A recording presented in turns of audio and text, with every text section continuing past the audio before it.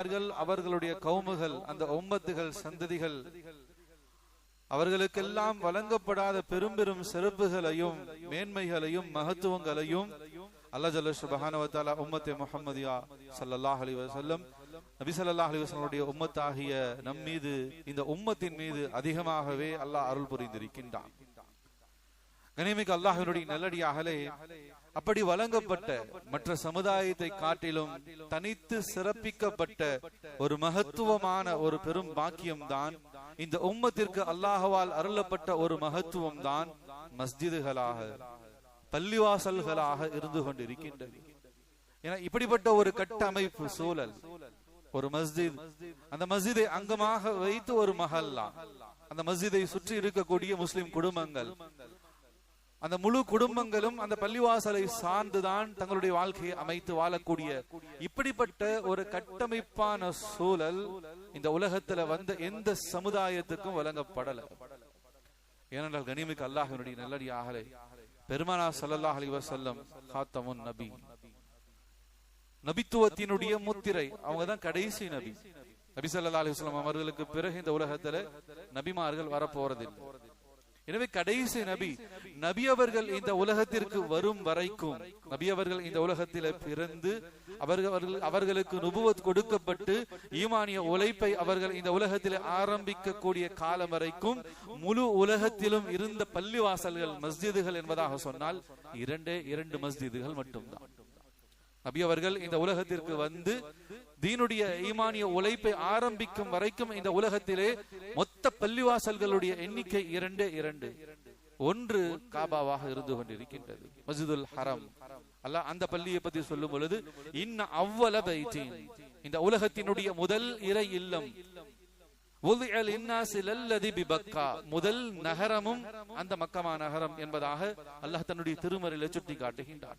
இந்த உலகத்திலே உருவான முதல் நிலப்பரப்பே, முதல் நகரமே புனிதமான மக்கா நகரமாக இருந்து கொண்டிருக்கின்றது. உருவான முதல் இடமே மஸ்ஜிதாக இருந்து கொண்டிருக்கின்றது. எனவே இந்த உலகத்தினுடைய முதல் பள்ளிவாசல் மஸ்ஜிதுல் ஹரம், காபாவாக இருந்து கொண்டிருக்கின்றது. இரண்டாவது பைத்துல் முகத்தஸ், பலஸ்தீன்ல இருக்கக்கூடிய அந்த புனித ஸ்தலம், அதுதான் இந்த உலகத்திலே இரண்டாவதாக உருவான பள்ளிவாசல். இரண்டையுமே ஹஸரத் ஆதம் அலைஹிஸ்ஸலாத்து வஸலாம் அவர்கள் கட்டினார்கள். அதற்கு பிறகு வந்த நபிமார்கள் ஒவ்வொருவரும் இரண்டு பள்ளிவாசல்களினுடைய கட்டுமான பணியிலே ஈடுபட்டு இருக்கின்றார்கள். எனவே கண்ணியமிக்க அல்லாஹ்வினுடைய நல்லடியார்களே, அந்த அடிப்படையிலே பார்க்கும் பொழுது உலகத்திலே பெருமானார் ஸல்லல்லாஹு அலைஹி வஸல்லம் அவருடைய வருகை வரைக்கும் உலகத்திலே இருந்த பள்ளிவாசல்களுடைய எண்ணிக்கை வெறும் ரெண்டு தான். ஆனால் பெருமானார் ஸல்லல்லாஹு அலைஹி வஸல்லம் அவருடைய வருகைக்கு பிறகு, குறிப்பாக ஹிஜ்ரத்திலிருந்து ஆரம்பம், மக்காவிலிருந்து நபி ஸல்லல்லாஹு அலைஹி வஸல்லம் அவர்கள் ஹிஜ்ரத்துக்கு போகக்கூடிய வழியிலே குபாவுடைய இடத்திலே தங்கினார்கள். அங்கு ஒரு மஸ்ஜித் கட்டப்பட்டது. இஸ்லாத்திலே நுபுவத்துக்கு பிறகு கட்டப்பட்ட முதல் மஸ்ஜித் குபாவுடைய மஸ்ஜித். அதற்கு பிறகு நபி அவர்கள் மதீனா வந்த பிறகு மஸ்ஜித் நபவியை கட்டினார்கள். எனவே கண்ணியமிக்க அல்லாஹ்வுடைய நல்லடியாக நபி அவர்களுடைய வருகை வரைக்கும் இந்த உலகத்திலே பள்ளிவாசல்களுடைய எண்ணிக்கை வெறும் 2. சமீபத்திய உலகளாவிய ஆய்வறிக்கையின்படி இந்த உலகத்திலே இருக்கக்கூடிய மஸ்ஜிதுகளுடைய எண்ணிக்கை 3.6 மில்லியன். நம்முடைய இந்திய கணக்கீட்டின்படி நாம் சொல்ல வேண்டும் என்பதாக சொன்னால் 30,49,69,500 பள்ளிவாசல்கள் இந்த உலகத்தில் இருக்கின்றது. பெருமானார் ஸல்லல்லாஹு அலைஹி வஸல்லம் அன்னவர்களுடைய வருகைக்கு பிறகுதான் இப்பேற்பட்ட ஏற்பாடு. ஏன், இந்த சமுதாயம் மஸ்ஜிதோடு ஒன்றிணைந்த சமுதாயம். இந்த மஸ்ஜித் என்ற இந்த கட்டமைப்பு, பள்ளிவாசலோடு ஒன்றிணைந்த இந்த ஒருங்கிணைப்பு இந்த உலகத்தில் வேற எந்த சமுதாயத்துக்கும் அல்லாஹ் வழங்கலாம். எனவேதான் நபியினுடைய வருகைக்கு பிறகு மஸ்ஜிதுகளுடைய எண்ணிக்கை இந்த உலகத்திலே அதிகரித்திருக்கின்றது. கண்ணியமிக்க அல்லாஹ்வுடைய நல்லடியார்களே, அல்லாஹ் குர்ஆன்ல முதல்ல உருவான இடமே பள்ளிவாசல் தான் சொல்றான். இன்ன அவ்வல பைத்தின் உதிஅ லின்னாஸி லல்லதி பிபக்கத முபாரக்கன். பக்கா என்பதாக சொல்லக்கூடிய மிக பழமையான தொன்மையான நகரம் மக்காவுடைய நகரம். அந்த நகரத்திலே முதலாக எழுப்பப்பட்ட இறை இல்லம் அது அல்லாஹ்வுடைய மஸ்ஜித். முதலாக இந்த உலகத்திலே கட்டப்பட்ட ஒரு கட்டிடம் அது பள்ளிவாசலாக இருந்து கொண்டிருக்கின்றது. எனவே மஸ்ஜிதினுடைய மகத்துவத்தை நாம இந்த தருணத்துல உணர கடமைப்பட்டு இருக்கின்றோம். உலகத்துல உருவான முதல் இடமே மஸ்ஜிது தான், முதல் நகரமே மக்கா தான். அங்கிருந்துதான் இந்த பூமி நிலப்பரப்பை அல்லாஹ் விரித்தான் என்பதாக குர்ஆன் ஹதீஸிலே நமக்கு உலமாக்கள் விளக்கி தருகின்றார்கள். மக்கா நகரம் அந்த பழமையான தொன்மையான பூமியை அடித்தளமாக வைத்துத்தான் முழு உலகமும் விரிக்கப்பட்டது. இந்த உலகத்தினுடைய நிலப்பரப்புகள் கண்டங்கள் நாடுகள் என்பதாக உருவானது என்பதாக உலமாக்கள் இந்த ஆயத்தினுடைய விளக்க உரையிலே பதிவு செய்கின்றார்கள். எனவே கண்ணியமிக்க அல்லாஹ்வுடைய நல்லடியார்களே, உலகத்துல உருவான முதல் இடம் அல்லாஹ்வுடைய இறை இல்லம் மஸ்ஜிதாக பள்ளிவாசலாக இருந்து கொண்டிருக்கின்றது. அதற்கு பிறகு பெருமானார் ஸல்லல்லாஹு அலைஹி வஸல்லம் அவங்க ஹிஜ்ரத்துடைய தருணத்திலே குபாவுடைய மஸ்ஜித் அங்க ஒரு 4 நாள் அவ்வளவுதான் தங்கினாங்க. ஹிஜ்ரத்துடைய தருணத்தில் மக்காவிலிருந்து மதீனாவுக்கு வரக்கூடிய அந்த வழி பயணத்திலே ஒரு 4 நாட்கள் மதீனாவுக்கு முன்னதாக இருக்கக்கூடிய ஒரு 5-10 கிலோமீட்டருக்கு முன்னதாக இருக்கக்கூடிய அந்த குபாவுடைய இடத்திலே ஒரு 5-4 நாட்கள் தான் நபி ஸல்லல்லாஹு அலைஹி வஸல்லம் அவங்க தங்கினார்கள். எனவே இங்க நாம விளங்க வேண்டிய விஷயம், மஸ்ஜித் என்பது இந்த சமுதாயத்தில் எவ்வளவு ஒன்று இணைக்கப்பட்டிருக்கு. எனவே மஸ்ஜித் இல்லாமல் ஒரு முஸ்லிம் இல்லை, தொழுகை இல்லாமல் ஒரு ஈமான்தாரி இல்லை.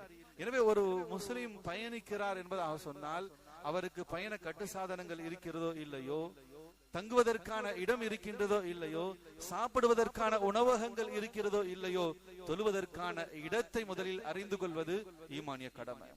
நபி அவங்க ஒரு 3 நாள் தான் குபாவில தங்குறாங்க.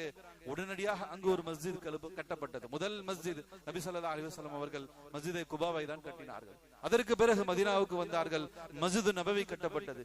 இது மட்டுமல்லாமல் பெருமானார் ஸல்லல்லாஹு அலைஹி வஸல்லம் அவர்கள் எங்கெல்லாம் தங்கினார்களோ, எங்கெல்லாம் சென்றார்களோ, அங்கு எல்லா இடங்களிலும் மஸ்ஜிதுகள் இன்றைக்கு உருவாக்கப்பட்டு இருக்கின்றது.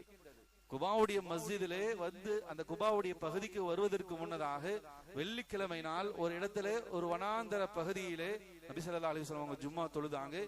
இன்றைக்கும் குபாவுடைய மஸ்ஜிதுக்கு அருகாமையிலே மஸ்ஜிதே ஜும்ஆ என்பதாக சொல்லி ஒரு பள்ளிவாசல் இருக்கின்றது. பத்ர் போர் நடந்த இடத்திலே ஒரு பள்ளிவாசல் மஸ்ஜிதே அரீஸ் என்பதாக சொல்லி ஒரு பள்ளிவாசல் இருக்கின்றது. அரஃபா மைதானத்திலே பெருமானார் ஸல்லல்லாஹு அலைஹி வஸல்லம் அவங்க தங்கின இடத்திலே மஸ்ஜிதே நமீரா என்பதாக சொல்லி ஒரு மஸ்ஜித் இருந்து கொண்டிருக்கின்றது. ஒவ்வொரு இடத்திலே எங்கெல்லாம் பெருமானார் ஸல்லல்லாஹு அலைஹி வஸல்லம் தங்கினார்களோ, தொழுதார்களோ, அவர்கள் பயணம் செய்தார்களோ, அந்த பகுதிகள் எல்லாமே மஸ்ஜிதுகளாக மாற்றப்பட்டிருக்கின்றது. மஸ்ஜிதுல் கமாமா, மேகம் நிழலிட்ட அந்த பகுதி, அந்த மஸ்ஜித் என்பதாக மதீனாவுக்குள் மஸ்ஜித் நபவிக்குள்ளே இந்த பள்ளிவாசல் இருக்கின்றது. மஸ்ஜித் கிபிலத்தைன் என்பதாக 2 கிபிலாவுடைய மஸ்ஜித் என்பதாக மதீனாவிலேயே இந்த மஸ்ஜித் இருந்து கொண்டிருக்கின்றது. மஸ்ஜித் ஷஜரா, மரத்தின் பள்ளிவாசல், அந்த ஹுதைபியா உடன்படிக்கை நடந்த இடத்திலே ஒரு மஸ்ஜித் கட்டப்பட்டு இருக்கின்றது. நபி அவர்கள் ஜின்களுக்கு, நபி அவங்க மனிதர்களுக்கு மட்டும் நபியாக அனுப்பப்படல, ஜின்களுடைய சமுதாயத்துக்கும் அவங்கதான் நபி. எனவே அந்த ஜின்கள் சமுதாயத்திற்கு தாவத் கொடுத்த இடத்திலே மஸ்ஜிதே ஜின் என்பதாகவும் ஒரு பள்ளிவாசல் மக்கா மாநகரத்திலே கட்டப்பட்டு இருக்கின்றது. எனவே எந்த அளவுக்கு சமுதாயத்திலே இந்த இஸ்லாம் சமூகத்தோடு மஸ்ஜிதுகள் ஒன்றிணைக்கப்பட்டிருக்கிறது என்பதை நாம் இந்த நிகழ்வுகள் மூலமாக, பெருமானார் ஸல்லல்லாஹு அலைஹி வஸல்லம் அவருடைய அடையாள சின்னங்கள் மூலமாக நாம் தெல்ல தெளிவாக அறிந்து கொள்ள முடியதாக இருந்து கொண்டிருக்கின்றது. கண்ணியமிக்க அல்லாஹ்வுடைய நல்லடியார்களே, பள்ளிவாசல் அல்லாஹ்வுடைய இறை இல்லம் இது வெறும் வணக்க ஸ்தலம் என்பதாக மட்டும் கிடையாது. அல்லாஹ்வை வணங்குவதற்காக, தொழுவதற்காக, திக்ரு செய்வதற்காக, குர்ஆன் ஓதுவதற்காக, அல்லாஹ்வை நினைவு கூறுவதற்காக பள்ளிவாசல் இருக்கு. அந்த கான்செப்ட்ல, அந்த அடிப்படையிலே கட்டமைக்கப்படல அல்லாஹ்வுடைய இறை இல்லங்கள். மஸ்ஜிதுகள் என்பது வெறும் இபாதத்துக்குரிய இடம், வணக்கஸ்தலம் என்பதாக மட்டும் அல்லாமல் முஸ்லிம் சமுதாயத்தினுடைய இந்த உம்மத்தினுடைய சமூகத்தினுடைய கட்டமைப்பினுடைய சாம்ராஜ்யத்தினுடைய பெரும் கோட்டையாக, அரணாக, பாதுகாப்பு கோட்டையாக இருந்து கொண்டிருக்கின்றது. மஸ்ஜிதுகள் மூலமாகத்தான் முஸ்லிம் சமுதாயத்தினுடைய ஈமான்தாரிகளினுடைய ஈமான் பாதுகாக்கப்பட்டு கொண்டிருக்கு, ஷரியத் பாதுகாக்கப்பட்டு கொண்டிருக்கு. சுன்னத்தான வாழ்க்கை நடைமுறைகள் இன்றைக்கும் முஸ்லிம்களுடைய வாழ்க்கையிலே 1400 வருடங்கள் கடந்த பிறகும், பெருமானார் ஸல்லல்லாஹு அலைஹி வஸல்லம் அவர்கள் இந்த உலகத்தை விட்டு மறைந்து பல நூற்றாண்டுகளை கடந்த பிறகும் இன்றைக்கும் நம்மிடத்துல அந்த தீனுடைய சுன்னத்துகள், ஈமானிய அடையாளங்கள் வெளிப்படுகிறது என்பதாக சொன்னா மஸ்ஜிதுடைய கட்டமைப்பு தான் காரணம். எனவே இது ஒரு வெறும் வணக்கஸ்தலம், ஒரு இபாதத்துக்குரிய இடம் மட்டுமல்ல, முஸ்லிம் சமுதாயத்தினுடைய சாம்ராஜ்யத்தினுடைய ஒரு கட்டமைப்பின் கோட்டையாகத்தான் அல்லாஹ் அமைத்து கொடுத்திருக்கின்றான்.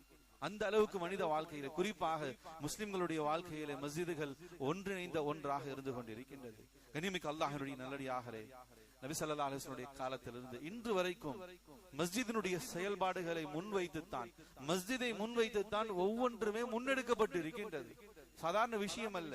ஒரு முஃமினுடைய, ஒரு ஈமான்தாரி, ஒரு முஸ்லிமுடைய வாழ்க்கையிலே பள்ளிவாசல்கள் எந்த அளவுக்கு இடம் பெற்றிருக்கிறது என்பதாக சொன்னா நம்ம எல்லாமே விளங்கின விஷயம்தான். பிறப்பு முதல் இறப்பு வரைக்கும் ஒரு குழந்தை பிறந்ததிலிருந்து அவர் பெரிய 60, 70, 80 வருடங்கள் ஆகி மரணிக்கும் வரைக்கும் அவர் விரும்பியோ விரும்பாமலோ மஸ்ஜிதை சார்ந்துதான் இருந்தாக வேண்டும். ஒரு ஈமான்தாரியினுடைய வாழ்க்கை கட்டமைப்பு சூழலை அல்லாஹ் ரசூல் அப்படித்தான் அமைச்சு கொடுத்திருக்கான். இது ஒரு அற்புதமான அமைப்பு. எந்த சமுதாயத்துக்கும் இப்படிப்பட்ட ஒரு அமைப்பு அமைக்கப்படல. எனவே ஒரு குழந்தை பிறந்துச்சா குடும்பத்துக்கு, சொந்த பந்தத்துக்கு, ஏன் அந்த குழந்தையின் தந்தை ஊர்ல இல்லைனாலும் அந்த தந்தைக்கு அந்த செய்தி சொல்வதற்கு முன்னதாக மஸ்ஜிதுக்கு தகவல் கொடுக்கப்படும்.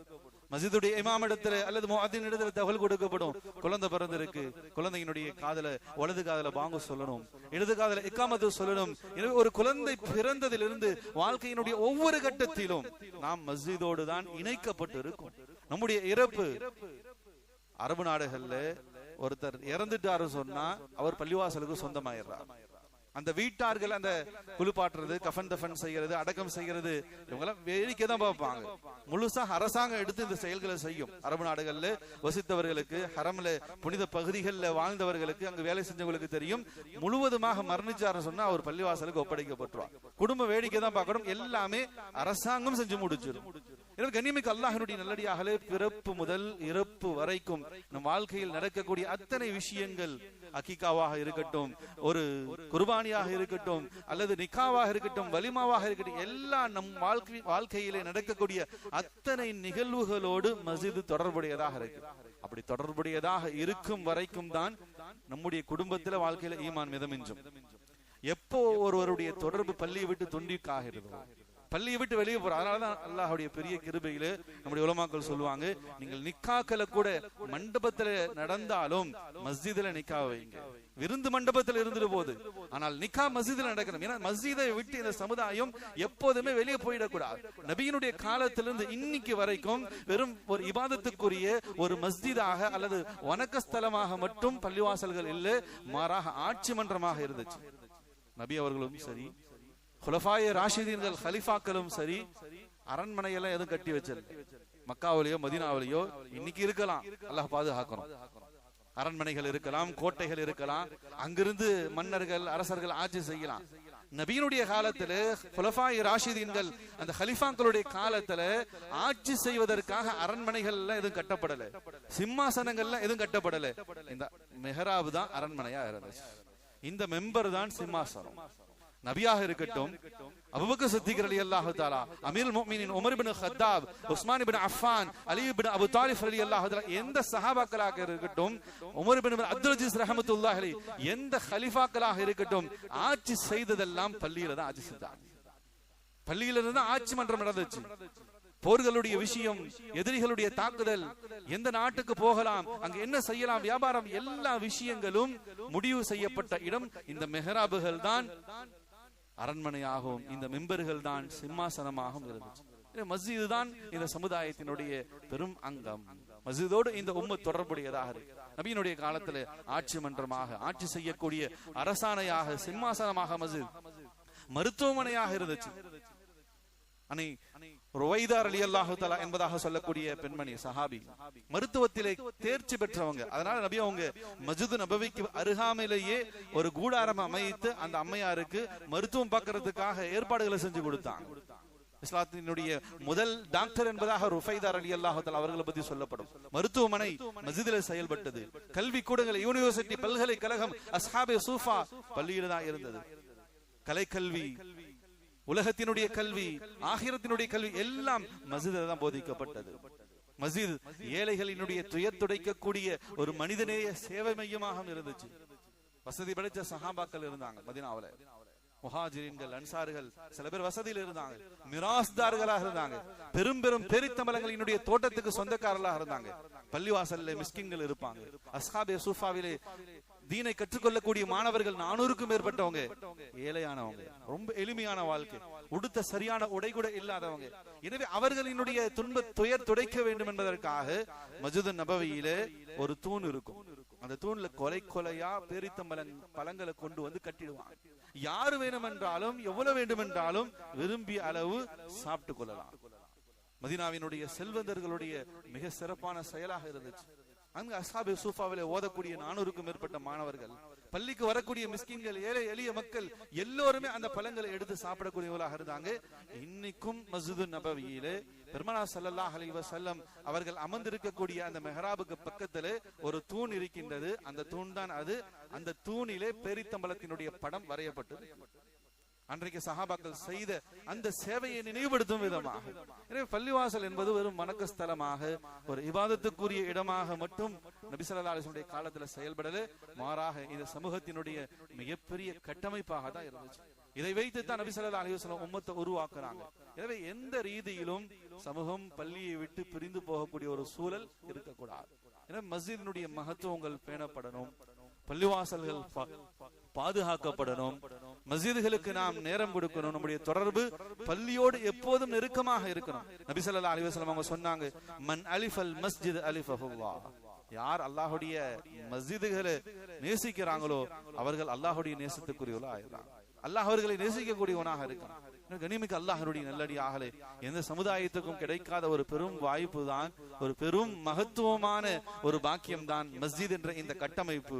எனவே நாம் மஸ்ஜிதோடு தொடர்பாகணும், நம்முடைய குடும்ப மஸ்ஜிதோடு தொடர்பாகணும். இங்கு சொல்லப்படக்கூடிய விஷயங்கள் யாருடைய சுய சரிதைகள் சொல்லப்படல, என்னுடைய வார்த்தைகளை நான் சொல்லல. அல்லாஹ் பாதுகாக்கணும். அல்லாஹ் ரசூலுடைய விஷயங்கள், நம்முடைய வாழ்க்கை எப்படி இருக்கணும், நாம எப்படி சாப்பிடணும், எப்படி தூங்கணும், எல்லாமே இங்கு பரிமாறப்படுது. நாம் ஒவ்வொருவருமே பொறுப்புதாரி அமானிதத்தாரர்களாக இருந்து கொண்டிருக்கோம். நம்முடைய குடும்பத்துக்கு கொண்டு போய் சேர்க்கணும், இந்த உம்மத்துக்கு கொண்டு போய் சேர்க்கக்கூடிய பொறுப்பு. எனவே இங்கிருந்து நமக்கு காலம் காலமாக நபியினுடைய காலத்திலிருந்து இந்த மெம்பரிலிருந்து மெஹராபிலிருந்தும் நமக்கு வழிகாட்டப்படுகிறது.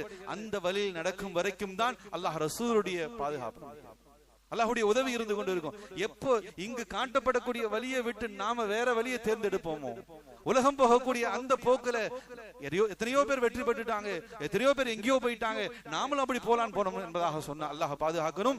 துன்யாவும் நஷ்டம், ஆகிரத்தும் நஷ்டம். எனவே மஸ்ஜிதோடு நாம் எப்போதுமே தொடர்புடையவர்களாக இருக்கணும். மஸ்ஜிதினுடைய மேன்மை மகத்துவங்களை பாதுகாக்கக்கூடியவர்களாக நாம் இருக்க கடமைப்பட்டு இருக்கின்றோம்.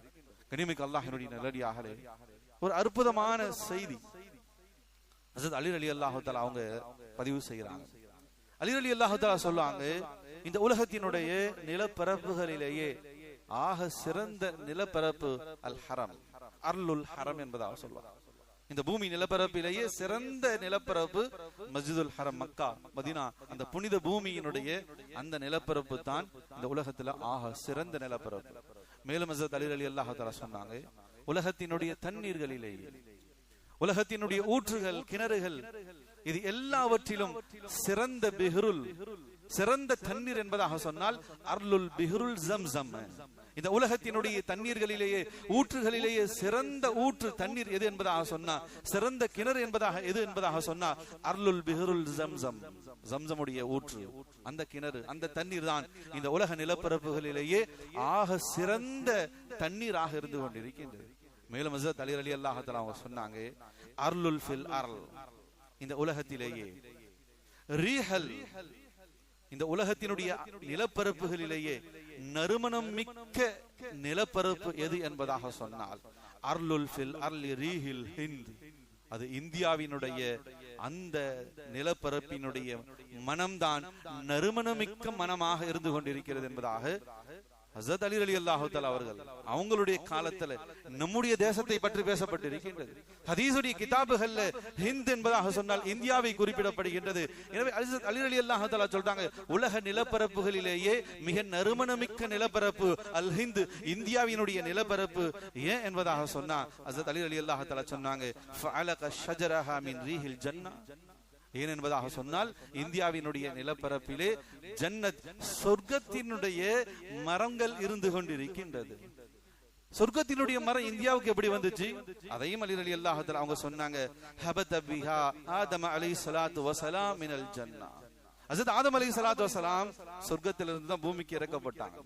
அவங்க இறக்கப்பட்ட இடம் இந்த இந்திய தேசம், நம்முடைய நாடுதான். அப்படி இந்த பூமிக்கு இறக்கப்படும் பொழுது அவங்களுக்கு சொர்க்கத்தை விட்டு பிரிந்து வர மனம் இல்லாம சொர்க்கத்தினுடைய இலைதலைகள், சில மரம் செடி கொடிகளை எல்லாம் அதையெல்லாம் சேர்த்துதான் எடுத்துட்டு வந்தாங்க, அதையெல்லாம் பறிச்சுக்கிட்டு தான் வந்தாங்க. வந்த அவர்கள் அதை தாங்கள் இறக்கப்பட்ட அந்த பூமி நிலப்பரப்பிலே தூவி விட்டார்கள். எனவே எங்கு இறக்கப்பட்டார்களோ அங்கு அதை தூவினார்கள். அந்த நிலப்பரப்பிலே அந்த செடி கொடிகள் எல்லாம் வளர ஆரம்பித்தது. எனவே அந்த நறுமணம் தான் சொர்க்கத்தின் நறுமணம். உலக நிலப்பரப்புகளிலேயே ஆக நறுமணமிக்க நிலப்பரப்பு இந்தியாவினுடைய நிலப்பரப்பு. ஏன்? அந்த மரம் செடி கொடிகளுக்கும் சொர்க்கத்திற்கும் தொடர்பு இருக்கு என்பதாக சொன்னார். சுப்ஹானல்லாஹ். இப்ப எப்படிப்பட்ட புனித பூமியில் நாம் வாழ்ந்துகிட்டு இருக்கோம். புனிதமான அந்த மக்கா மதீனா நகரம் இது எப்படி இந்த உலக நிலப்பரப்பிலே புனித தேசமாக இருந்து கொண்டிருக்கின்றதோ, அல்லாஹ்வுடைய பெரிய கிருபையிலே நாம் வாழ்ந்து கொண்டிருக்கக்கூடிய இந்த இந்திய தேசமும் புனித பூமிகளில் புனித தேசங்களில் ஒரு தேசமாக, சொர்க்கத்தோடு ஒரு நெருங்கிய தொடர்புடைய ஒரு தேசமாகத்தான் இருந்து கொண்டிருக்கின்றது. அப்படிப்பட்ட தேசத்துல தான் நாம வாழ்ந்து கொண்டிருக்கின்றோம். கனிமிக்கு அல்லாஹ்வினுடைய நல்லடியாகவே அல்லாஹ் பாதுகாக்கணும். கிட்டத்தட்ட 32 வருடங்களை நாம கடந்துட்டோம். அல்லாஹ்வுடைய இறை இல்லம் தகர்க்கப்பட்டு இந்த தேசத்தினுடைய இறையாண்மை ஒட்டுமொத்தமாக தரைமட்டமாக்கப்பட்ட நாள்ல நாம ஒன்று கூடியிருக்கோம். இன்னைக்கு டிசம்பர் 6. அல்லாஹ்வுடைய இறை இல்லம் அநியாயமான முறையிலே தகர்க்கப்பட்டது. கனிமிக்கு அல்லாஹ்வினுடைய நல்லடியாகவே அல்லாஹ் பாதுகாக்கணும். அதனுடைய இழப்புகளிலிருந்து இன்னும் சமுதாயம் மேலல. அதற்காக போராடிய எத்தனையோ நம்முடைய சமுதாயத்தை சார்ந்தவர்கள் சிறைக்கு போனாங்க. இன்னைக்கு வரைக்கும் விடுதலை ஆகல.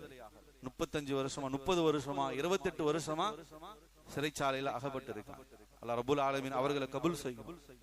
அவர்கள் அனைவர்களுக்குமான விடுதலை விரைவாக அமையும். அல்லாஹ்விடத்துல நாம நம்முடைய சமுதாயத்துக்கு அல்லாஹ்வுடைய இறை இல்லத்துக்காக போராடினாங்க. அநியாயமான முறையிலே அவர்கள் சிறைச்சாலை இருக்காங்க. விடுதலையாகுவதற்காக நாம் அவர்களுக்காக அதிகம் துவா செய்ய வேண்டிய கடமை நம் மீது பொறுப்பாக இருந்து கொண்டிருக்கின்றது. கனிமிக்கு அல்லாஹ்வினுடைய நல்லடியாக அதோடு மட்டும் இல்லாமல் ஒரு பள்ளி போனது என்பதாக மட்டும் இல்லாமல் அடுத்தடுத்து மஸ்ஜிதுகள் குறிவைக்கப்பட்டு கொண்டே இருக்கின்றது. நானவாயு மஸ்ஜித் யூபியில இருக்கக்கூடிய, இப்போது சமீபத்திலே சம்பல் மஸ்ஜித், சமீபத்திலே டெல்லி ஜும்மாவுடைய மஸ்ஜித், தாஜ்மஹால், அஜ்மீர் தர்கா, இப்படி பல பட்டியல்கள் நீண்டு கொண்டே போய் கொண்டிருக்கின்றது.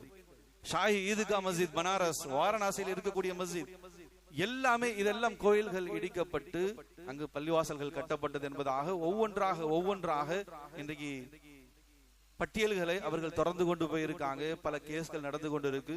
சமீபத்தில் சம்பல் மஸ்ஜிதினுடைய இடிப்பு அது தரைமட்டமாக்கப்படணும். அல்லாஹ் பாதுகாக்கணும். அங்கு எங்களுடைய ஆலயங்கள் நிறுவப்படணும் அப்படின்ற ஒரு நடவடிக்கை 5 சகோதரர்கள் ஷஹீதாக்கப்பட்டு இருக்காங்க. அல்லாஹ்வுடைய நல்லடியாக இப்படியே தொடர்ந்து கொண்டிருக்கு. இது ஒரு பக்கம். ஒரு மஸ்ஜித் இடிக்கப்பட்டுச்சு, பல மஸ்ஜிதுகள் இன்றைக்கு குறிவைக்கப்பட்டு இருக்கின்றது. அதனாலதான் உலமாக்கள் சமீபத்தில் ஆல் இந்தியா முஸ்லிம் பர்சல்னா போர்டினுடைய பொறுப்பாளர்கள், வக்ஃப் போர்டினுடைய பொறுப்பாளர்கள் ஒவ்வொரு மஸ்ஜிதினுடைய பொறுப்பாளர்களுக்கு கடிதம் எழுதியிருக்காங்க, அறிக்கை வெளியிடுறாங்க. உங்களுடைய மஸ்ஜிதினுடைய வரலாறை நீங்கள் பாதுகாத்துக் கொள்ளுங்க. இந்த இடம் எப்படி வாங்கப்பட்டுச்சு, இந்த பள்ளி எப்படி கட்டப்பட்டுச்சு, இதனுடைய வரலாறு என்ன, இந்த ஒவ்வொரு மஸ்ஜிதுகளும் வக்ஃப் செய்யப்படணும். தனிநபர் யாருடைய பெயரிலும் மஸ்ஜிதுகள் இருக்கக்கூடாது. அது வக்ஃப் செய்யப்பட்டதாக இருக்கணும். எனவே மஸ்ஜிது சம்பந்தப்பட்ட வரலாறுகள், ஆவணங்களை பாதுகாத்து வைத்துக் கொள்ளுங்க. நெருக்கடியான ஒரு காலத்தில் இருந்துகிட்டு இருக்கோம். எனவே தொடர்கதையாக சில பட்டியல்கள் ஒருபுறம் இருந்தாலும் நாம நினைச்சுக்கிட்டு இருக்கோம் இந்த தேசத்துல ஒரே ஒரு பள்ளிவாசல் தான் இடிக்கப்பட்டிருக்குன்னு சொல்லி. தொல்லியல் துறையினுடைய ஆய்வின் அறிக்கையிலே மேலும் சில கமிட்டிகள், ஒரு நீதிபதி மன்ற கமிட்டி என்பதாக அமைக்கப்படும். ஓய்வு பெற்ற நீதிபதிகளை வைத்து சில கமிட்டிகள் அமைக்கப்படும், சில ஆய்வுகள் நடத்தப்படும். எனவே அப்படிப்பட்ட ஆய்வுகள், தொல்லியல் துறையினுடைய ஆய்வுகளினுடைய அடிப்படையிலே இந்த தேசம் சுதந்திரம் அடைந்த பிறகு 1947க்கு பிறகு அல்லாஹ் பாதுகாக்கணும், கிட்டத்தட்ட 12,000 மஸ்ஜிதுகள் இந்தியாவில் இடிக்கப்பட்டிருக்கு. இது கதைகளோ கட்டுக்கதைகளோ அல்ல.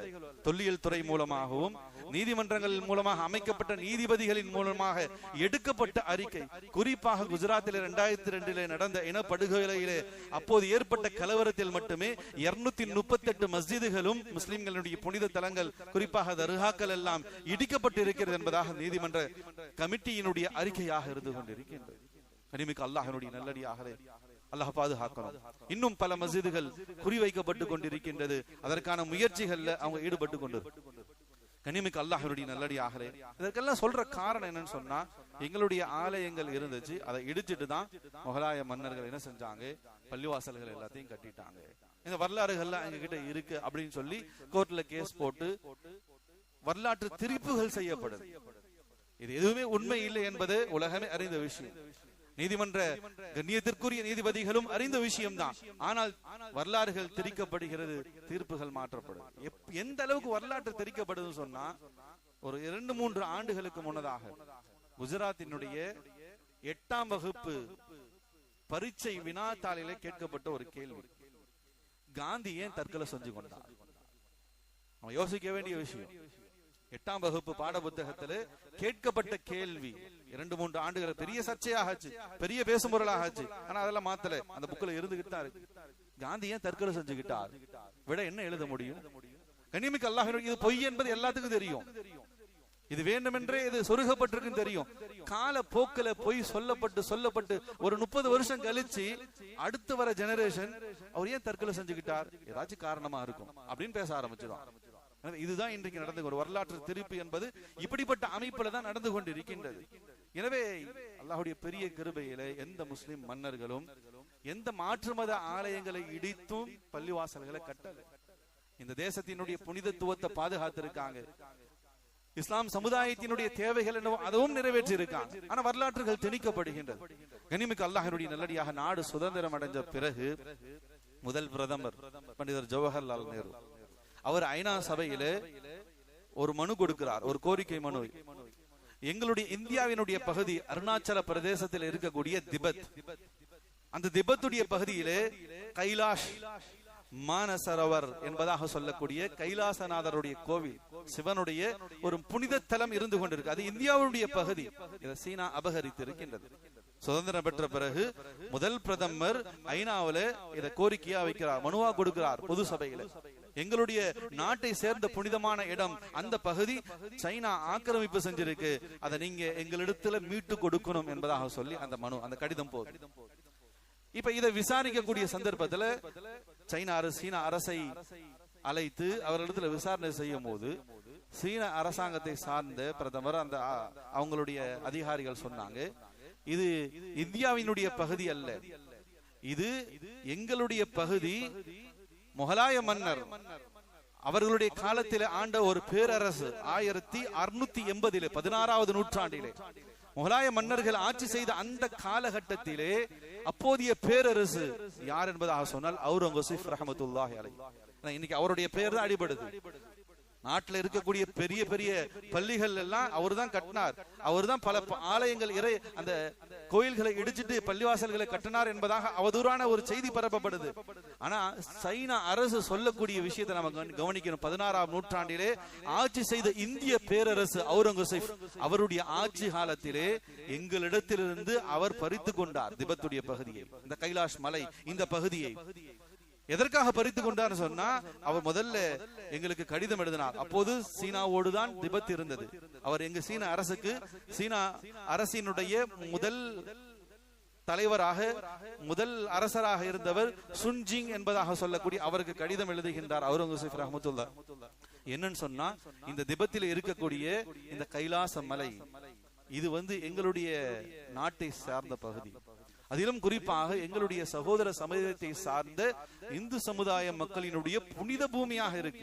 நம்ம கவனிக்க வேண்டிய விஷயம், மக்களுக்கு நாம தெளிவுபடுத்த வேண்டிய பொறுப்பு இருக்கு. எனவே எங்க சகோதர சமயத்தை சார்ந்த மக்களினுடைய புனித பூமி இந்த கைலாஷ் மலை. இதை நீங்க அபகரிச்சு வச்சிருக்கீங்க, அது எங்கள் நாட்டுடையது, எங்கள் நாட்டில வசிக்கக்கூடிய சகோதர சமயத்தை சார்ந்த அந்த மக்களுடையது. எனவே நீங்க அதை திருப்பி கொடுத்துருங்க. கொடுக்க முடியாது என்பதாக சொன்ன போதுதான் முதல் சர்ஜிக்கல் ஸ்ட்ரைக், ஒரு ஆபரேஷன், அதிரடியான ஒரு போராட்டத்திலே, ஒரு போரிலே அவுரங்கசீப் ரஹ்மத்துல்லாஹி அலைஹி அவர்கள் இறங்கி 16ஆம் நூற்றாண்டிலே அந்த திபெத்துடைய பகுதியை கைலாஷ் மலையை இந்தியாவோடு இணைத்தார். எனவே இப்ப சைனா அரசு ஐநாவுல சொல்லுது, எனவே எங்களிடத்துல இருந்த பகுதியை தான் இந்தியா பிடுங்கி கொண்டது. எனவே 2ஆம் உலக போருடைய சந்தர்ப்பத்துல நாங்கள் அதை எங்களோடு சேர்த்து மீட்டுக்கிட்டோம். எனவே இதுல இந்தியா உரிமை கொண்டாட முடியாது. அன்றிலிருந்து சுதந்திரம் பெற்ற 1947 இருந்து இன்று வரைக்கும் அந்த பகுதி சீனாவில தான் இருக்கு. புனித யாத்திரை செல்லக்கூடியவர்கள் சைனாவுக்கு போய் சைனா பாஸ்போர்ட், சைனா விசா எடுத்துக்கொண்டு போய் தான் புனித யாத்திரை செய்து கொண்டு வரார்கள் இந்து சகோதரர்கள். கண்ணியமிக்க அல்லாஹ்வுடைய நல்லடியார்களே, அவுரங்கசீப் ரஹ்மத்துல்லாஹி அலைஹி அவர்கள் உண்மையிலேயே கோயில்களை இடிக்கக்கூடிய மனப்பான்மை உடையவராக இருந்திருந்தார்கள் என்பதாக சொன்னால், ஒரு இந்து சமுதாயத்தினுடைய சகோதர சமுதாயத்தை சார்ந்த ஒரு புனித இடத்தை, அந்த ஆக்கிரமிப்பு பகுதியை ஒரு நாட்டோடு சர்ஜிக்கல் ஸ்ட்ரைக், ஒரு மிகப்பெரிய ஆபரேஷன் போரை நடத்தி அதை மீட்டெடுத்திருக்க மாட்டாங்க. வரலாற்று திருப்பி எங்குமே எந்த ஆலயங்களையும் இடித்து முகலாய மன்னர்கள் மஸ்ஜிதுகளை கட்டல. இஸ்லாம் அதை அனுமதிக்கவும் இல்லை. அடுத்தவர்களுடைய பூமியை அபகரிப்பதோ ஆக்கிரமிப்பதோ இஸ்லாத்திலே வன்மையாக தடுக்கப்பட்ட விஷயம்.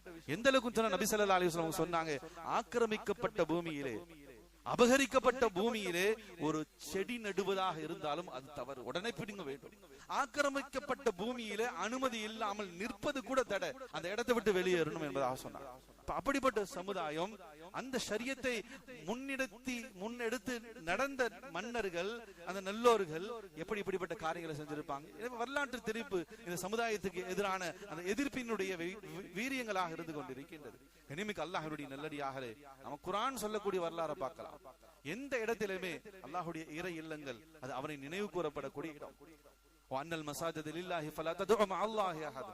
ஒவ்வொரு அல்லாஹ்வுடைய இறை இல்லங்களும் அல்லாஹ்வை நினைவு கூறப்படக்கூடிய இடம். அங்க உள்ளமும் சுத்தமாக இருக்கணும், இருக்கும் இடமும் சுத்தமாக இருக்கணும். அபகரிக்கப்பட்ட ஆக்கிரமிப்பு செய்யப்பட்ட பூமியிலே அல்லது ஒரு நல்ல எண்ணம் இல்லாமல் ஒரு பள்ளிவாசல் கட்டப்பட்டுச்சுன்னா அதை கூட அல்லாஹ் ரசூல் ஏற்கல. வரலாறுகளை பார்க்கலாம். நான் ஆரம்பத்திலேயே சொன்னேன், நபிகளுடைய ஹிஜ்ரத்துல மக்காவில இருந்து மதீனாவுக்கு வர வழியிலே குபாவுடைய பகுதியில 2-3 நாட்கள் தங்கினாங்க. குபாவுடைய மஸ்ஜிதை கட்டினாங்க. அங்க மக்கள் அமல்கள் செஞ்சு கொண்டிருந்தாங்க. எனவே அதுக்கு போட்டியாக அல்லாஹ் குர்ஆனிலேயே சொல்கின்றான், வல்லதீன தஹது மஸ்ஜிதல் லிராரன். லிரார் என்பதாக சொல்லி ஒரு நயவஞ்சன், ஒரு முனாஃபிக் குபாவுடைய மஸ்ஜிதுக்கு பக்கத்திலேயே இன்னொரு பள்ளியே மஸ்ஜித் லிரார் அல்லாஹ் குர்ஆன்ல சொல்றான். மஸ்ஜித் லிரார் என்பதாக சொல்லி ஒரு பள்ளிவாசலை ஒரு முனாஃபிக் கற்றார். ஏன்னா ஆரம்பத்துல நபியினுடைய வருகைக்கு முன்னால் ஊர் உன்னதா இருந்துச்சு. சில தலைவர்கள் எல்லாம் மேல கீழே இருந்தாங்க. பள்ளி வந்த பிறகு பள்ளியினுடைய பொறுப்பாளர்கள், பள்ளியினுடைய குடும்பத்தார்கள், அமல் செய்யக்கூடியவங்க அல்லாஹ் அந்த குபாவுடைய மஸ்ஜிதை பத்தி அல்லாஹ் சொல்லும் பொழுது, லா தகும் ஃபீஹி அபதன் லமஸ்ஜிதுன் உஸ்ஸிஸ அலஸ் தக்வா. இந்த உலகத்துல ஹிஜ்ரத்துக்கு பிறகு, நுபுவத்துக்கு பிறகு கட்டப்பட்ட முதல் பள்ளிவாசல் அலஸ் தக்வா, தக்வாவுக்கு ஒரு அடையாளமான பள்ளிவாசல். அந்த மக்கள் நல்ல மக்கள், அங்கு வாழக்கூடியவர்கள் சிறந்தவர்கள் என்பதாக குபாவுடைய நிர்வாகத்தை, குபாவுடைய மஹல்லவாசிகளை பத்தி அல்லாஹ் போற்றி சொல்றான். ஆனா அதுக்கு போட்டியாக அங்க மட்டும் மக்கள் போகக்கூடாது, அவங்கள மட்டும் மக்கள் அணுகக்கூடாது, நம்மிடத்திலேயே வரணும். ஒரு தவறான எண்ணம், நிஃபாக்கியத்தினுடைய வஞ்சகத்தினுடைய எண்ணத்துல மஸ்ஜிதே லிரார் என்பதாக சொல்லி குபா மஸ்ஜிதுக்கு பக்கத்திலேயே ஒரு பள்ளிவாசல் கட்டப்பட்டுச்சு. பிரம்மாண்டமாக கட்டப்பட்டுச்சு. கட்டி முடிச்சிட்டு அதை கட்டினவர்கள் நபி அவர்களை வந்து சந்திச்சாங்க. அல்லாஹ்வுடைய தூதர் ஸல்லல்லாஹு அலைஹி வஸல்லம் அவங்களே, நீங்க குபாவுடைய மஸ்ஜிதை கட்டினீங்க, நாங்க பக்கத்துல இன்னொரு மஸ்ஜிதை கட்டி இருக்கோம். நோயாளிகள், வயோதிகர்கள் அவங்க எல்லாம் தொழுகிறதுக்கு வசதியாக கொஞ்சம் தள்ளி ஒரு பள்ளிவாசல் நாங்க கட்டி இருக்கோம். நீங்க தான் வந்து அதை திறந்து வைக்கிறோம். நீங்க தான் முதல்ல வந்து அதை தொழுகை நடத்தி அதை அங்கீகாரம் செய்யணும் அப்படின்னு நபி இடத்துல வந்து கோரிக்கை வைக்கிறான். ஆனா தவறான சிந்தனையிலே, தவறான எண்ணத்துல போட்டியாக கட்டப்பட்ட பள்ளி, உள்ளவங்க சரியில்லை. நபி அவங்க சொன்னாங்க, தபூக்குடைய யுத்தத்துக்காக கிளம்பியாச்சு படை, இனி தாமதப்படுத்த முடியாது. எனவே போருக்காக கிளம்பின பிறகு வேற பகுதிகளுக்கு செல்றதுக்கு அல்லாஹ் இடத்துல அனுமதி இல்லை. எனவே இப்ப போருக்கு போறோம். தபூக்குடைய யுத்தத்தை முடிச்சிட்டு திரும்பி வர வழியில நான் அந்த பள்ளி வாசலுக்கு வரேன், வந்து தொழுகை நடத்துறேன் அப்படின்னு சொல்லி நபி அவங்க போயிட்டாங்க. தபூக்குடைய யுத்தம் முடிஞ்சிருச்சு. திரும்பி வரக்கூடிய சந்தர்ப்பத்துல அந்த பள்ளிவாசலுக்கு திருப்ப வந்து அழைப்பு கொடுக்குறாங்க. யார சொல்ல, யுத்தம் முடிஞ்சிருச்சு, நீங்க எங்களுடைய பகுதிக்கு வந்து அந்த பள்ளியில தொழு வைக்கிறோம். அப்பதான் அல்லாஹ் ஜல்ல சுப்ஹானஹு வ தஆலா குர்ஆன்ல ஆயத்தை இறக்கினான், வல்லதீன தஹது மஸ்ஜிதல் லிரார வ குஃப்ரன் வ தஃப்ரீகா. யா ரசூலல்லாஹ், அந்த பள்ளிவாசலுக்கு நீங்க போகாதீங்க. அது நல்ல எண்ணத்துல கட்டப்பட்ட பள்ளிவாசல், தவறான எண்ணத்துல கட்டப்பட்ட பள்ளிவாசல். குஃப்ரும் நிஃபாக்கியத்தும் அந்த பள்ளிக்குள்ள நிரம்பி இருக்கின்றது. அப்படிப்பட்டவர்களால் உருவாக்கப்பட்ட பள்ளிவாசலாக இருக்கு. அந்த பள்ளிக்கு போகாதீங்க.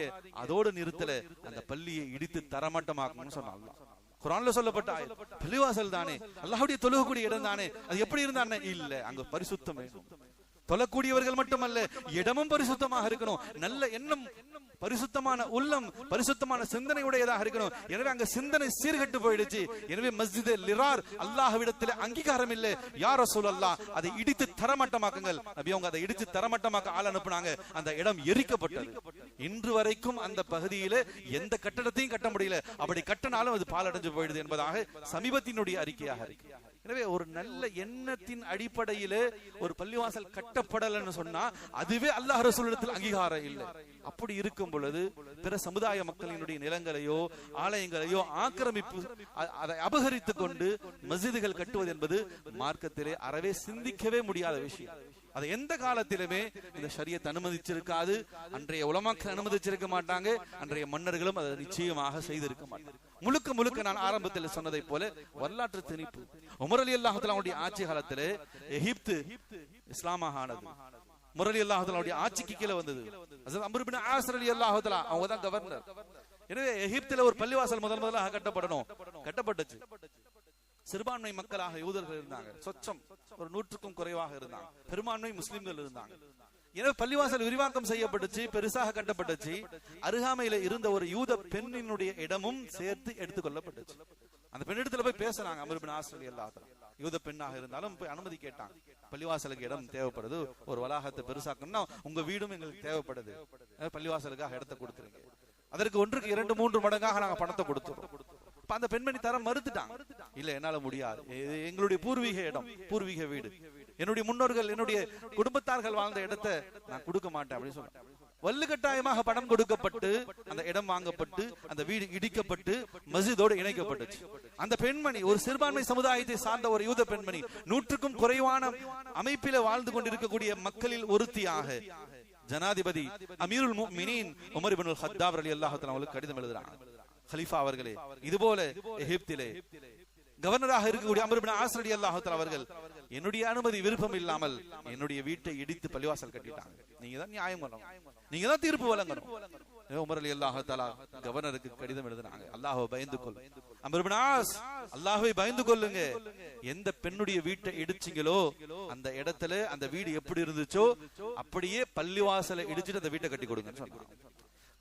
அந்த பெண்ணுக்கு கொடுத்த 3 மடங்கு காசை திரும்பி வாங்காதீங்க, அது அந்த பெண்ணுக்கு ஆறுதலாக அமையட்டும். இதுதான் இஸ்லாம். இப்படிதான் நமக்கு பழக்கப்படுத்தப்பட்டு இருக்கின்றது.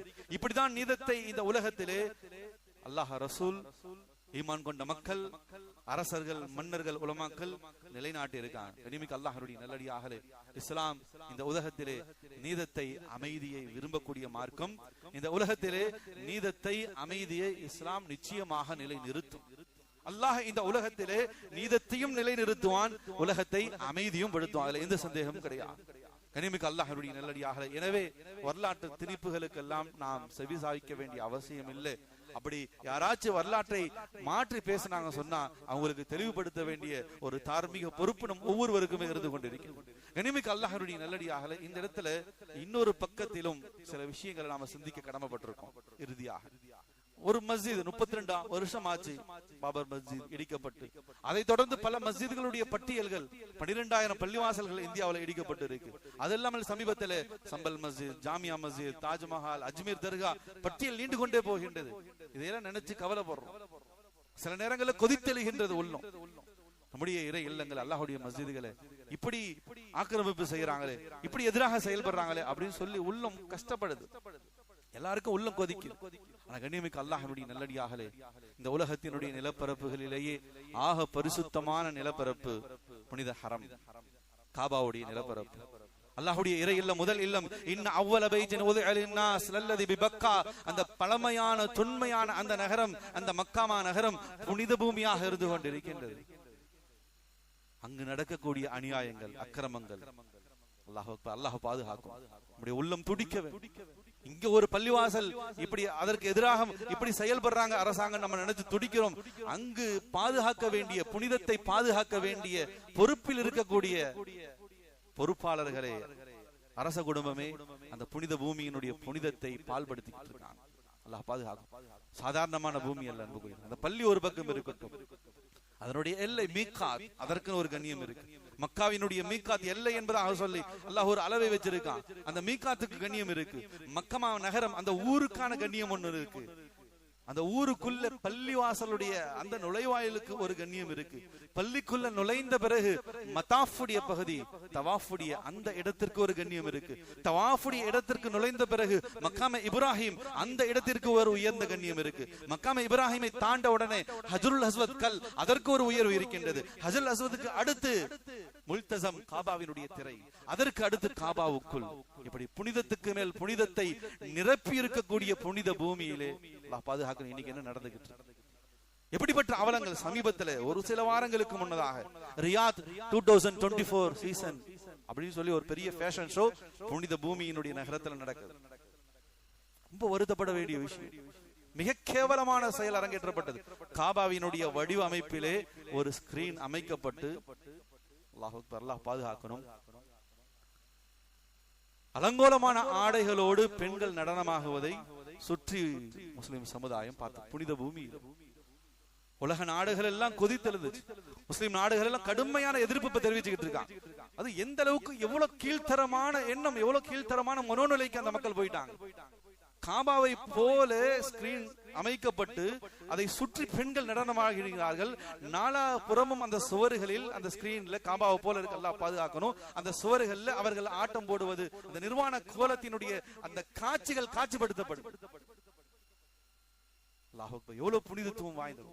எதிர்ப்பு தெரிவித்த உலமாக்கள், கிட்டத்தட்ட 60க்கும் மேற்பட்ட உலமாக்கள் சிறைச்சாலையில் இருக்காங்க. அரபு உலமாக்கள் பல காலங்களாக அங்கு நடக்கக்கூடிய அநியாயங்களை சுட்டிக்காட்டிய 30 வருஷம் தாண்டி எத்தனை உலமாக்கள் சிறைச்சாலையில் இருந்து கொண்டிருக்காங்க, தூக்கு மேடைக்கு ஏற்றப்பட்டு இருக்காங்க. எதிர்த்ததன் காரணமாக, இதை எதிர்த்து குரல் கொடுத்ததின் காரணமாக, சமீபத்தில் இந்த காட்சிப்படுத்துதலுக்கு பிறகு அங்கு இருக்கக்கூடிய பழமையான ஒரு இமாம், பழமையான ஒரு ஆலிம் பெருந்தகை நாசிர் உமர் என்பதாக சொல்லக்கூடிய அவங்க கடுமையான முறையில் இதை எதிர்த்து அவங்க அழுது கொண்டே பேட்டி அளிக்கிறாங்க.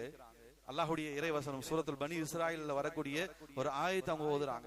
வஇதா அரதனா அன் நுஹ்லிக கரியதன் அமர்னா முத்ரஃபிஹா. அல்லாஹ் சில ஊரை அழிக்க நாடுகின்றான். அவர்கள் செய்யக்கூடிய பாவத்தின் காரணமாக அல்லாஹ் அழிக்க நாடுகின்றான். அதற்கு முன்னதாக அவர்களுக்கு நல்ல உபதேசங்களை கொண்டு போய் சேர்க்கிறான், நேர்வழியின் பக்கம் அழைப்பு கொடுக்கிறான். அழைப்பு கொடுத்த பிறகும் அவர்கள் அதை நிராகரித்தார்கள் என்பதாக சொன்னால் அல்லாஹ்வினுடைய வேதனை இறங்கி அது தரைமட்டமாக ஒன்றுமில்லாமல் அழிக்கப்பட்டுடும் என்பதாக அல்லாஹ் குர்ஆன்ல சொல்லி இருக்கான். நான் பயப்படுறேன், எங்க அல்லாஹ்வுடைய வேதனையை இந்த பூமி தாங்கிடுமோன்னு சொல்லி. எப்பேற்பட்ட பூமி இன்னைக்கு இங்கே நம்முடைய நாட்டுல இந்த மஸ்ஜிதுக்கு இந்த இடர்பாடு, அந்த மஸ்ஜிதுக்கு இந்த இடர்பாடு நினைச்சு நாம துடிக்கிறோம், கொதித்தெழுகிறோம். ஆனால் உலகம் முஸ்லிம்களுடைய உயிர் மூச்சான புனித பூமி இன்றைக்கு அலங்கோலப்படுத்தப்பட்டு கொண்டது. கண்ணியமிக்க அல்லாஹ்வுடைய நல்லடியார்களே, கவலை வேணும். அல்லாஹ்வுடைய வேதனைக்குரிய செயல்கள் இன்னைக்கு எது நடக்காமல் இருந்துகிட்டு இருக்கு. அதனாலதான் சுத்தி வேதனையான விஷயங்கள், அதாபான விஷயங்கள், அருள் நிறைந்த விஷயங்கள் எல்லாம் இன்னைக்கு அதாபுகளாக மாறிக்கிட்டு இருக்கு. காற்று அது அருள் நிறைந்ததாக இருக்கு, மழை அது அருளானதாக இருந்து கொண்டிருக்கின்றது. இன்னைக்கு அது எல்லாமே மனித சமுதாயத்திற்கு பெரும் அச்சுறுத்தலாக அமைந்திருக்கின்றது. நபி அவங்க சொன்ன ஹதீஸ் நம்ம சிந்திச்சுவாங்க, அல்லாஹ் ரொம்ப பயந்து கொள்ள கடமைப்பட்டிருக்கோம். நபி ஸல்லல்லாஹு அலைஹி வஸல்லம் அவங்க சொன்ன ஹதீஸ் இன்றைக்கு தத்ரூபமாக நடக்கக்கூடிய நிகழ்வை அன்றைக்கே நபி ஸல்லல்லாஹு அலைஹி வஸல்லம் அவங்க அழகான முறையில் சொல்லிட்டு போயிட்டாங்க. நபி ஸல்லல்லாஹு அலைஹி வஸல்லம் அவங்க சொன்னாங்க, லா தக்குமுஸ் ஸாஆ, கியாமத் நாள் வராது, மறுமை நாள் வராது. எதுவரைக்கும் என்பதாக சொன்னால் ஹத்தா யும்தரன் நாஸ் மதரல்லா தகுன் மின்ஹு புயூதல் மதர். மழை பெய்யும், மழை பொழியும், அந்த மழையினுடைய தண்ணீர் குடிசையிலும் கோட்டையிலும் புகாத வரை லா தக்குமுஸ் ஸாஆ, மறுமை நாள் வராது. இன்னைக்கு நாம பாத்துக்கிட்டு இருக்கோம். கடந்த வாரங்கள் சென்னை, விழுப்புரம், கடலூர், திருவண்ணாமலை, கண்ணியமிக்க அல்லாஹ்வுடைய நல்லடியார்களே, அன்றைக்கே நபி அவங்க சொன்னாங்க, லா தக்குமுஸா, மறுமை நாள் வராது. மக்கள் பாவத்தால் முழுகி கிடக்கக்கூடிய தருணத்திலே மழை பொழியும், அந்த மலையினுடைய நீர் குடிசையிலும் புகரும், கோட்டையிலும் புகரும். அப்படிப்பட்ட ஒரு நிகழ்வை இந்த உம்மத்து காணாத வரைக்கும் மறுமை நாள் வராது. பார்த்தாச்சு. மேலும் நபி அவங்க சொன்னாங்க, மழை பெய்யும், லா தக்குமுஸா ஹத்தா யும்தரன் நாஸ் மதரன் ஆமன் வலா தும்பிதுல் அர்லு ஷைஆ. மழை பெய்யும், மழை பெஞ்சா என்ன ஆகும்? செழிப்பு உண்டாகும், வறுமை நீங்கும், பஞ்சம் நீங்கும். ஆனா இங்க நபி அவங்க சொன்ன வார்த்தை, மழை பொழியும் ஆனால் பஞ்சம் ஏற்படும், செழிப்பு அழிந்து போகும், வறுமை உண்டாகும் என்பதாக சொன்னாங்க. ஏன்? பெய்த மழையினால் பயிர்கள் நாசம், பயிர்கள் அழிஞ்சு போச்சு. இன்னைக்கு அந்த விஷயங்களையும் பார்க்கிறோம். இதையும் நபி அவங்க சொன்னாங்க. எனவே மழை பொழியும், மழையினால் செழிப்புக்கு பதிலாக வறுமையின் சூழல் ஏற்படும் என்பதாக சொல்லி எச்சரிக்கை செஞ்சாங்க. கண்ணியமிக்க அல்லாஹ்வுடைய நல்லடியார்களே, அல்லாஹ்வை நாம் பயந்து கொள்ள கடமைப்பட்டு இருக்கின்றோம். இன்றைக்கு பாவங்களின் மிகுதியின் காரணமாக அல்கள் எல்லாம் ஆபத்துகளாக, பேர் அழிவுகளாக எதிர்கொண்டு இருக்கின்றது. கண்ணியமிக்க அல்லாஹ்வுடைய நல்லடியார்களே, அவைகளிலிருந்து நாம் பாதுகாக்கப்படணும் சொன்னா நபியினுடைய வாழ்க்கை வழிமுறை, சஹாபாக்களுடைய வாழ்க்கை வழிமுறை தான் நமக்கு முன் உதாரணமாக இருக்கு. என்ன சூழ்நிலை வந்தாலும் பள்ளியோடு தான் நபி அவங்க தொடர்பா. வேகமாக காத்தடிச்சுச்சா அல்லாஹ் பயந்தாங்க, பள்ளிக்குள்ள வந்தாங்க நபி ஸல்லல்லாஹு அலைஹி வஸல்லம். வரலாறுகள் சொல்லக்கூடிய பாடமாக இருந்துகிட்டு இன்னைக்கு அந்த பள்ளியை விட்டு தொடர்பு நம்மளுக்கு வெளியே போனதின் மூலமாக தான் அல்லாஹ் பாதுகாக்கணும். கடுமையான நெருக்கடிகளும் சோதனைகளையும் பெரும் பெரும் ஆபத்துகளையும் இன்னைக்கு நாம சந்தித்துக் கொண்டிருக்கின்றோம். கண்ணியமிக்க அல்லாஹ்வுடைய நல்லடியார்களே, நபி அவங்க மஸ்ஜிதுல் ஹரம்ல ஆரம்ப காலகட்டத்துல தொழுவதற்கு தடை செய்யப்பட்டுச்சு. அனுமதிக்க மாட்டேன்ட்டாங்க மக்கத்து குறைஷி காஃபிர்கள். அல்லாஹ் ஆறுதல் சொன்னான், லா துத்திஉ வஸ்ஜுது வக்தரிப். யா ரசூலல்லாஹ் இப்ப தடுக்கறாங்களா, விட்டுடுங்க, நீங்க உள்ள போக வேணாம், தொழுகையை பேணுங்க, தொழுகையை பேணி தொழுது வாருங்க, அல்லாஹ் உங்களுக்கு உதவி செய்வான்.